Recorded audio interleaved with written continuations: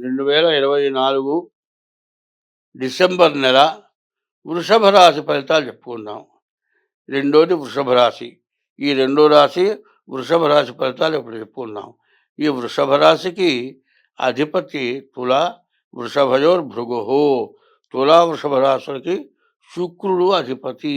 అటువంటి శుక్రుడు చాలా 9ంట లక్ష్మీ స్థానంలో బాగున్నాడు.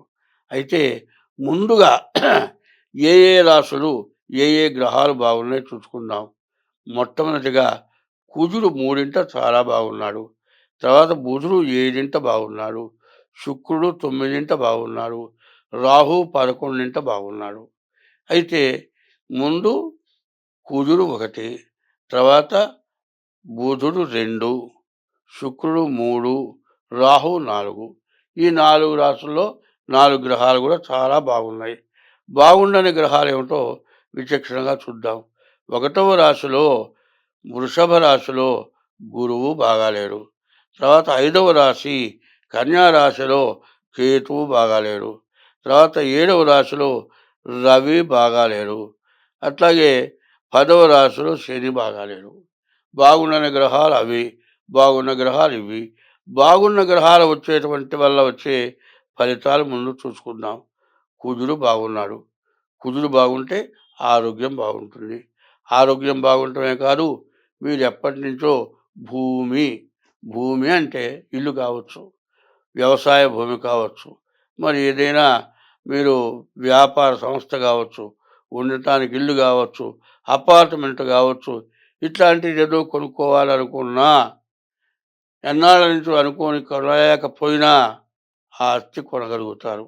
ఈ ఆస్తి కొనాలంటే మీ దగ్గర డబ్బులు లేక అప్పు చేసి కొన్నా కూడా మీకు బాగా కలిసి వస్తుంది. కొనగానే వెంటనే దాని రేటు విపరీతంగా పెరుగుతుంది. ఇది మంచి లాభం. ఇవాళ 10 లక్షలు పెట్టుకున్న ఆస్తి మరి 50 లక్షలు పలికితే ఎంత లాభం? జీవితం మొత్తం సంపాదించలేము. అంత లాభం కలిగేటువంటి పరిస్థితి కుజుడు వల్ల ఉంది. అయితే కేతువు బాగాలేడు. ఈ కేతువు బాగా లేకపోవటాన ఏమవుతుంది? మన మాట కుదరదు.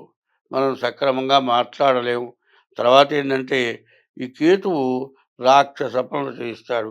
మీరు ఇంత చూసి కొనేటప్పుడు ఏమవుతుంది? ఏ కబ్జా స్థలమో ఎవరో కబ్జా చేసిందో, లేకపోతే డబల్ రిజిస్టర్లు ఇట్లాంటివి దొరకడానికి అవకాశం ఉంటుంది. తొందరపడకుండా చాలా జాగ్రత్తగా విచారించి అటువంటి ఆస్తులు కొనుక్కోవాలి. ఎవరికైనా మీరు డబ్బులు ఇస్తే తిరిగి రావు ఈ నెలలో. కాబట్టి ఎవరికి ఎటువంటి పరిస్థితుల్లో అప్పులు కానీ ఏమీ ఇవ్వకూడదు. బుధుడు బాగున్నాడు. బుధుడు వల్ల వ్యాపారం చాలా బాగుంటుంది, ఆదాయం ఉంటుంది. కానీ రవి కూడా బాగాలేడు. ఈ రవి బాగా ఉండకపోవడం చేత ఏమవుతుందంటే ఎప్పుడు కూడా మీకు వచ్చేటువంటి డబ్బులు అనవసరంగా దండగ్గా ఖర్చు అయ్యే లక్షణాలు మాత్రం బాగా ఉన్నాయి. ఎందుకంటే ఆదాయం కూడా చాలా బాగుంటుంది. చాలా బాగా ఉన్నటువంటి ఆదాయం చెడిపోకుండా ఉండాలి అంటే ఆ దోషమేంటో చూసుకొని ఆ దోషాన్ని పోగొట్టుకోవటం చాలా అవసరం. తర్వాత శుక్రుడు బాగున్నాడు. ఈ శుక్రుడు వల్ల వివాహాది శుభకార్యాలు జరగటానికి చాలా మంచి సమయం. వివాహాది శుభకార్యాలు జరగటమే కాదు, మంచి భార్య రావడానికి చాలా మంచి సమయం. కాబట్టి ఈ టైంలో మీరు ఏదైనా సరే వివాహం చేసుకోవాలన్నా, వ్యాపారం చేసుకోవాలన్నా మీ గ్రహస్థితిని అనుసరించి మీ జాతక చక్రం వేయించుకొని పరిశీలించుకొని చూసుకోండి. లేకపోతే మీరు చాలా నష్టపడతారు. బాగా కలిసి వచ్చే టైము. ఆ టైంలో ఆ టైంలో మీరు ఏం చేస్తే బాగుంటుంది? ముందు జాతక రీత్యా డైరెక్షన్ తీసుకొని మీరు అడుగు పెట్టడం మంచిది. తర్వాత శని 10ంట ఉన్నాడు. శని వల్ల కూడా చాలా నష్ట కష్టాలు ఎక్కువగా ఉంటాయి. రాహు 11ంట ఉన్నాడు. అయితే ఎప్పుడూ సంపాదించని విపరీతమైన సంపాదన రాహువు వల్ల రావటానికి అవకాశం ఉంది. ఇంత వచ్చినటువంటి ఆదాయం కొన్ని సంవత్సరాలు సంపాదించలేనంత ఒక్క సంవత్సరంలో సంపాదించగలుగుతారు. కానీ అది పోవటానికి, మీకు దక్కకుండా పోవటానికి కొన్ని గ్రహాల వల్ల మీకు సమస్యలు బాగా ఎక్కువగా కనపడుతూ ఉన్నాయి. కాబట్టి మీరు ఏం చేయాలి అంటే ముందు ముఖ్యంగా మీ తారీఖు, నెల, సంవత్సరం టైము ద్వారా మీ జాతకం చూపించుకోండి. అట్లా డేట్ ఆఫ్ బర్త్ లేకపోతే మీ అరిచేయి ద్వారా మీ జాతకం చూపించుకోండి. ఇట్లా మీ జాతకాన్ని చూపించుకొని దాని ప్రకారం ప్రవర్తిస్తే మీరు జీవితంలో ఎప్పుడూ పొందనటువంటి మంచి లాభాన్ని పొందుతారు. అట్లా కాకుండా ఇదేముందిలే అని వదిలేస్తే చేతికి వచ్చిన మొత్తం జారిపోతుంది. ఏమవుతుంది అంటే ఒకట తర్కశాస్త్రం నేర్చుకున్నట్ట. గురువుగారు పోయి నెయ్యి తేరా అన్నట్ట.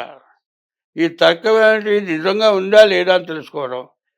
ఈ గిన్నెను అనుసరించుకొని నెయ్యి ఉందా? నెయ్యిని అనుసరించుకొని గిన్నె ఉన్నదా? అని వారికి అనుమానం వచ్చిందిట. నెయ్యి కొనుక్కొని గిన్నె తల్ల కిందలో తిప్పారు.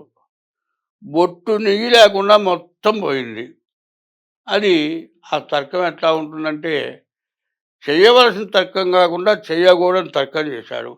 అందువల్ల నెయ్యి మొత్తం పోయింది. నేలపాలైపోయింది. కాబట్టి మీరు ఈ టైముని చాలా జాగ్రత్త పడాల్సిన టైము. ఈ టైములో మంచి లాభదాయకమైన టైము. ఈ లాభదాయకమైన టైంలో కొన్ని దుష్టగ్రహాలు మీ సొమ్మునంతా కూడా నష్టపెట్టే స్థితిలో ఉన్నాయి కాబట్టి మీరు జాగ్రత్తగా మీ జాతక రీత్యా చూపించుకొని మీరు మంచి లాభాన్ని పొందాలి. ఉపోద్ఘాతము అంటారు. ఉపోద్ఘాతం అనగా ఈ 12 రాసులకి కూడా కలిసి వచ్చేటువంటి ఉపోద్ఘాతం. 2024 నుండి 2026 వరకు కూడా ఈ 3 సంవత్సరాలు కూడా అందరికీ కూడా చాలా గడ్డు సమస్యలు. ప్రతివాళ్ళు కూడా సమస్యలతో బాధపడేటువంటి రోజులు అవటం చేత ప్రతివాళ్ళు కూడా ఏ ఒక్క గ్రహం బాగుండకపోయినా దానికి తగిన దోషం పోవటానికి ఉపశమనం చేసుకోవాలి. ఎందుకు అంటే నిన్నటిదాకా గురువు వక్రించున్నాడు, ఇప్పుడు కుజుడు వక్రించి ఉన్నాడు. ఇట్లా ఉండటం చేత సమస్యలు బాగా పెరిగిపోతూ ఉన్నాయి. 2026 వరకు కూడా పూర్తి సమస్యలు. గ్రహాలు సరైనటువంటి స్థితుల్లో లేవు. ఈ సంవత్సరం 7 గ్రహాలు పాపగ్రహాలు, 2 శుభగ్రహాలు ఉన్నాయి. అందువల్ల పాపగ్రహాల యొక్క బలం ఎక్కువ అవటం చేత మంచివాళ్ళు బతకటానికి చాలా కష్టతరమైనటువంటి రోజులు. కాబట్టి ఇది ఏ రకంగా దెబ్బతీస్తుంది అంటే విద్యలో, ఉద్యోగంలో, వ్యాపారంలో, ఆరోగ్యంలో, కుటుంబ భార్యాభర్త, తల్లి బిడ్డలు, తండ్రి కొడుకులు వివాహం కావటానికి కానీ వివాహం అయిన తర్వాత కానీ సమస్యలు ఎక్కువైపోయి చాలా బాధలు పడటానికి సమస్యలు బాగా ఎక్కువగా ఉన్నాయి. అందులో ముఖ్యంగా చెప్పేది ఏంటంటే వివాహం కావటమే కష్టమవుతుంది. వివాహం అయిన తర్వాత వాళ్ళిద్దరికీ కుదరక విడిపోయే పరిస్థితులు వస్తున్నాయి. తల్లిదండ్రులకి అన్నం పెట్టక వాళ్ళు ఇబ్బందులు పడుతున్నారు. ఇటువంటి మహాపాపాలు ఎందుకు జరుగుతున్నాయి అంటే పాపగ్రహ వీక్షణ వల్ల జరుగుతూ ఉన్నాయి. కాబట్టి ఇది మేషరాశి దగ్గర నుంచి మీనరాశి వరకు కూడా ఇది వర్తిస్తుంది. కాబట్టి దీన్ని ప్రత్యేకించి అందరూ గుర్తుపెట్టుకోండి.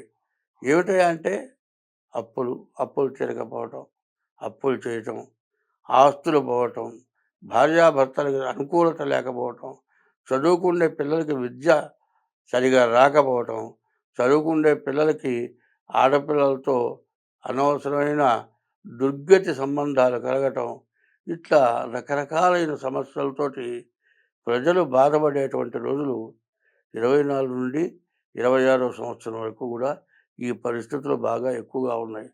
కాబట్టి 60 సంవత్సరాల దాకా సంపాదించిన ఆస్తి మొత్తం పోయి కేర్ ఆఫ్ ప్లాట్ఫారం అయ్యేటువంటి పరిస్థితులు కూడా రాబోతున్నాయి. కాబట్టి వీటి నుండి బయటపడాలంటే ముందు మీ జాతక రీత్యా మీకు ఏ గ్రహాల దోషం, ఒక్కొక్క గ్రహానికి ఒక్కొక్క దైవ పూజలు ఉన్నాయి.